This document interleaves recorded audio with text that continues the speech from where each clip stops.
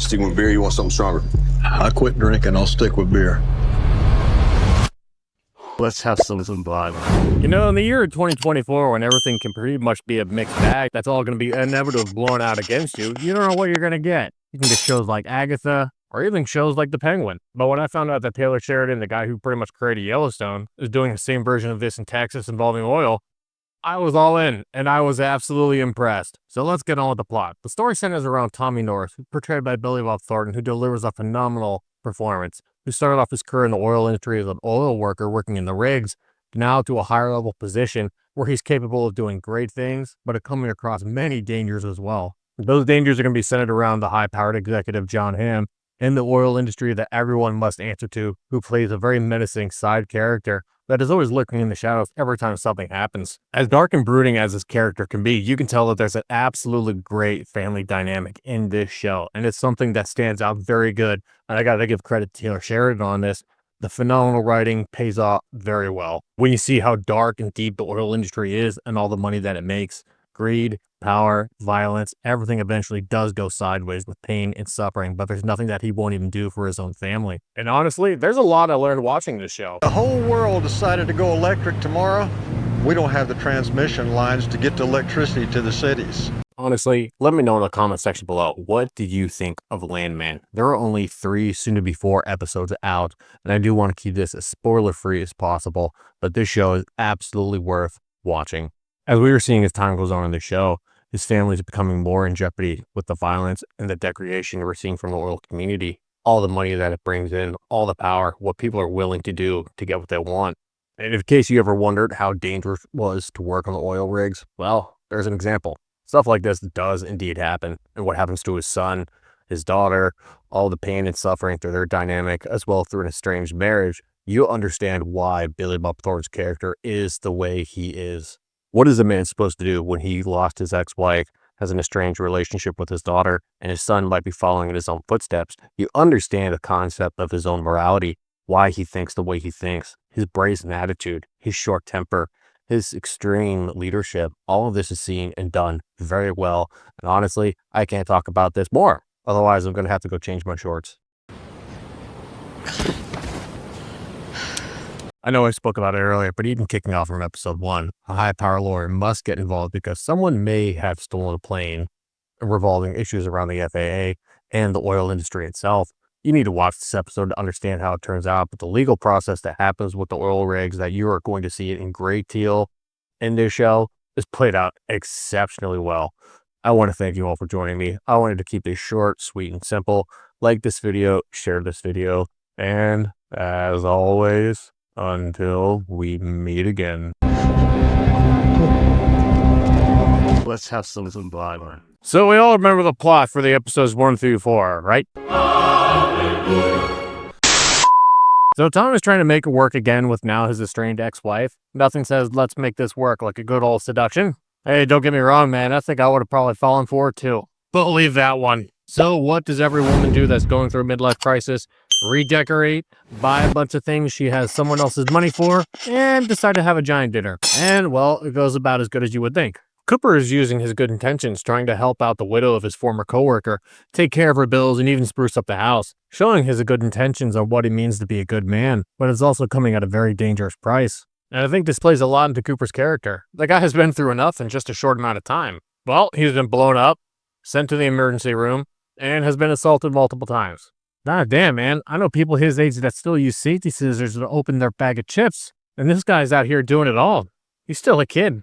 But this is what he's doing for the price that people that he cares about. Unlike his father, who's now having to deal with cartel members that are now affecting the lives of his employees. And they're not happy about it. Now, after all the work his now soon-to-be wife, future ex-wife again, is put together all of this time, you can tell that the tension is going to be cut very easily with a knife. Clearly, brother and sister do not get along. Ainsley's just like her mother, superficial and loves to be more nostalgic with money. Cooper, hardworking like his father, but ultimately can make some bad choices. While he receives an emergency phone call, Tommy has to take an emergency detour where it's going to lead us to one of the more painful and yet tragic scenes.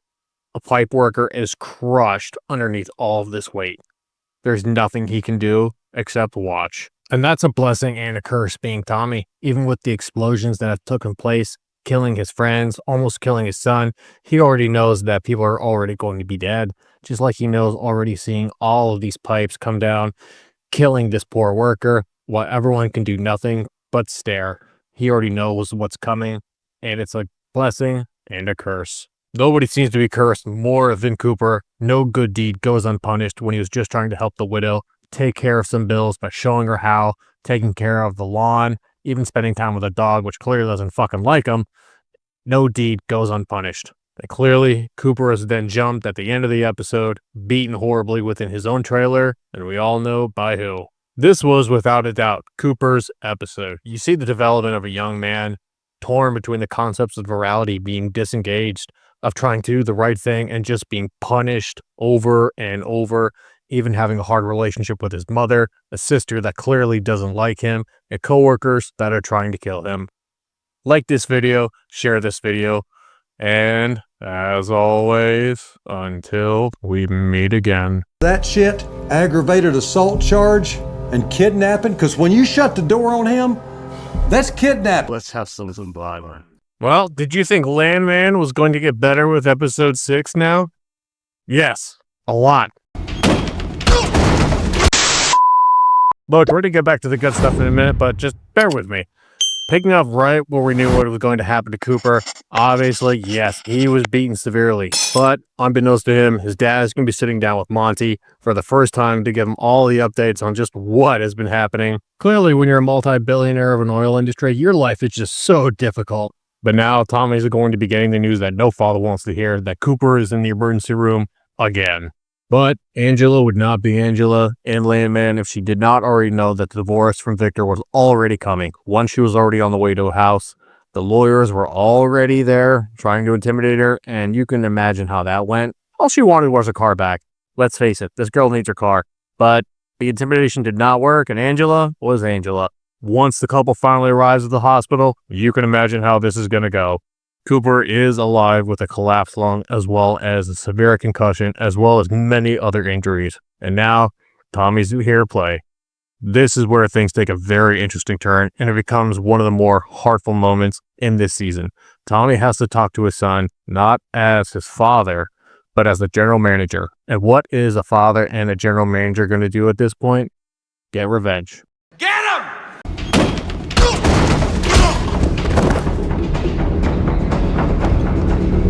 Well, if that isn't one of the most beautiful things I have ever seen, this was truly a pleasure to watch, and I loved it. Great work. When he sits him down to tell him what's done after he just beat the living piss out of them, he threatens them like Liam Neeson does in Taken. I mean, maybe that's a little bit of an exaggeration, but you know what I mean. That shit, aggravated assault charge, and kidnapping, because when you shut the door on him, that's kidnapping. He then proceeds to tell them that after the weapons violation, all of the charges, all of the years he's going to face in jail, he decides to put the fear of God in this little shitbag. And does he do it? Very well. This goes back again to the great writing. And no, he lets everyone live. This goes back to what I was saying from the very beginning about this show. You see the understanding of how everything plays out in Texas, and hey, it's fucking Texas. You can't beat this stuff. But you see the development of Tommy and everything that he's willing to do for his family, especially his son who has been through hell and back repeatedly. Understanding everything he has to deal with Monty, the politics, the violence, the dangers that come along with working in the oil industry, especially that's going on with his son. This was a phenomenal episode, and I look forward to see what Taylor Sheridan is going to be giving us in the episodes to come.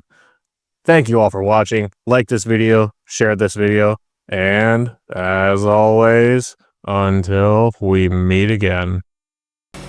We've been looking everywhere for you.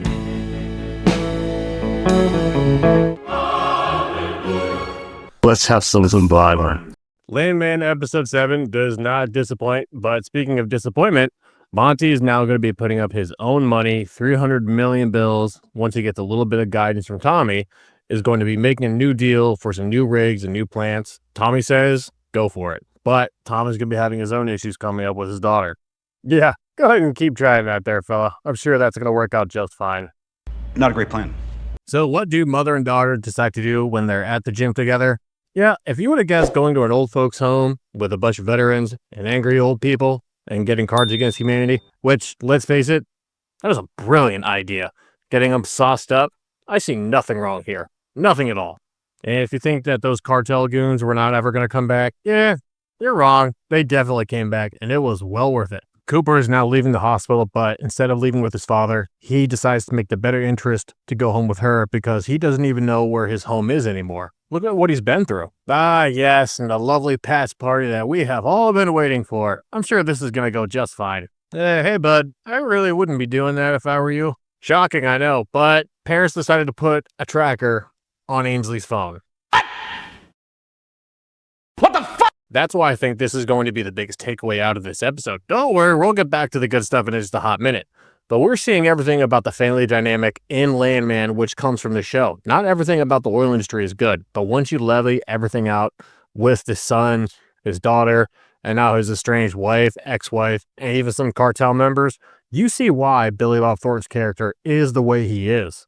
Well, remember about that little GPS thing Tommy put on his phone? And yeah, with a look like that, I'm sure he has no intentions. Get him! Oh, and look at that. Who would have thought that this would happen? Let me know in the comment section below. If you're a father, would you do this? Absolutely. I mean, hindsight being hindsight, at least help them up. You can assault someone and then help them up.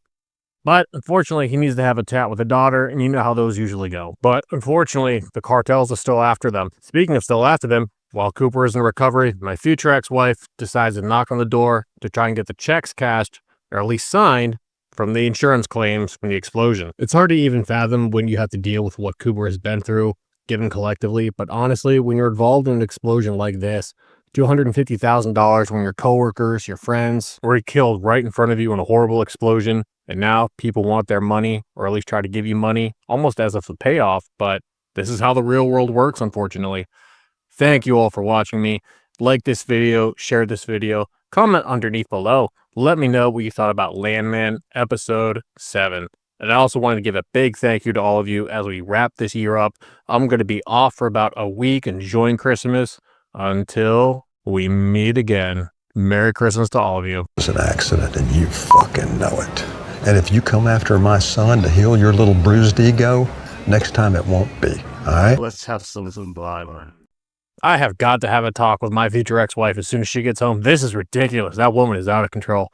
Speaking of out of control, holy shit biscuits, we have made it to 2025. I don't know how we made it, but I just honestly wanted to give you all a big thank you from my little blackened heart, keeping me company while I'm burning down here for all eternity. So, let's get this shit kick rocking with Landman Episode 8. So we're going to be kicking right off with Cooper as he's going to be with the new missus now, as he's still having a hard time adjusting to life and seeing where everything is going. But unfortunately, if you know Cooper, nothing goes good without it being undone. My future ex-wife decided to pay him a little visit after they're trying to get the settlement check passed, but she's going to be pulling out every trick out of her tight little ass to get that money. But unfortunately, Cooper is not having it. He's not putting up with any of her shenanigans no more than I have to. He wants $1 million. The damage is done. But after all things considered, she agrees to pay it. He has a phenomenal scene. And after all things considered, ultimately this is going to end to Cooper losing his job because he's going to have to resign because after my future ex-wife decides to get Monty on the phone, naturally they're not going to have that. Cooper stuck to his guns, knew everything. She's trying to go after them as it was his fault, his negligence, and trying to grill him on everything. Oh, God, this is great. And she's hot. That's a plus, right? Cooper is showing his own aspirations after they leave of wanting to run his own oil business. He wants to surpass his father and knows what it means to be a good boss and a good leader. These are some of the things that play off very well with Cooper and plays overall into his good narrative. It's greatly acted, well scripted, well done. And if you thought mother and daughter were going to stay away from the old folks' home, nope, you are wrong. They are back in action and they're taking them bowling. Staff there love what they were doing, and honestly, I just think that's a good thing to do. And that's coming from a black-hearted person like myself. Be nice to the old people. Speaking of old people, Tommy is still having to deal with that little cartel problem, so Monty decided to get the Texas National Guard. And if you know anything about Texas, if you want to play fuck around and find out, you're gonna lose. Wait. Oh! And boom goes the dynamite. Speaking of boom goes the dynamite, Tommy's daughter is going to be having a date with her little boy toy again. And, okay, let's just address the elephant in the room. Anytime in any movie or TV series, you have a father answer the door and a man is coming to take out his daughter, nothing's going to beat this scene. Just face it. Who the fuck are you? Hi, Mr. Bennett. I'm Reggie. What you doing here? Came to take home Megan. What? Hey, I don't make the rules, okay? If I'm wrong, let me know in the comment section below. I'm not wrong, though.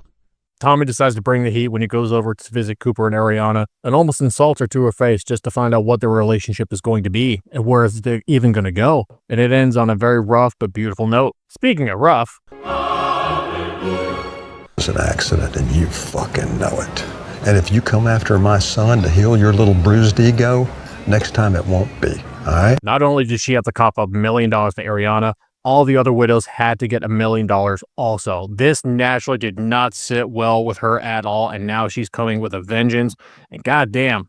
And Tommy may have also kicked her chair out from underneath her, but quite honestly, you play fuck around and find out with this guy, that's what you're going to get. He's going to protect his family, she's got to protect her job and her bank account and her reputation. This was a great episode of Landman, episode 8. Let me know in the comment section below, what did you all think of Landman, episode 8? I want to thank you all for starting 2025 off with me as a fucking success. You all are incredible. I have a lot more shenanigans in store for you.